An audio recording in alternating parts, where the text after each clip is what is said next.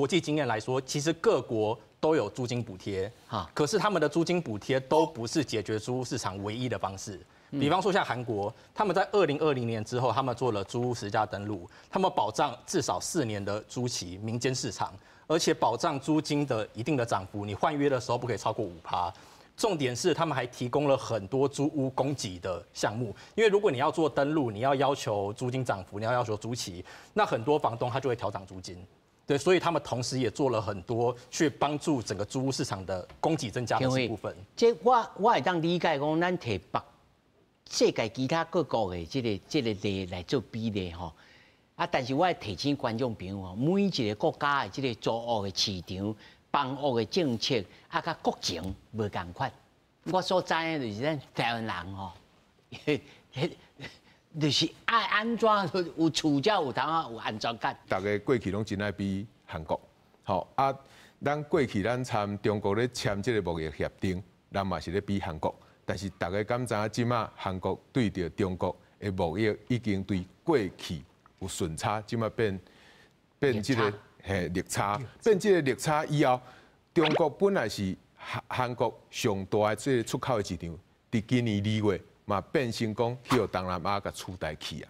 所以你若讲韩国遐好，想到过去韩国伫即几冬，甚至韩国的政治。会造成今仔日这种的场面，我嘛这是大家观众朋友会当好好去思考的。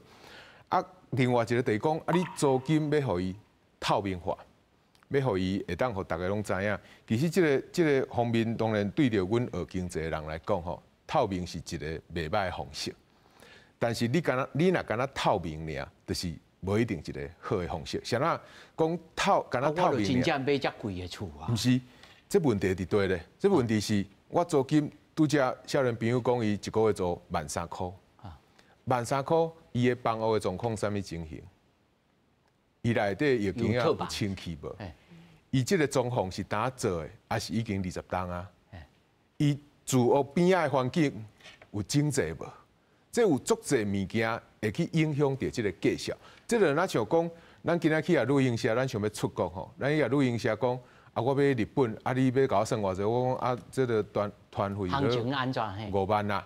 伊就讲人这个3.5万尔，5万参3.5万差济，伊的内容是啥货？其实有当时咱唔知影。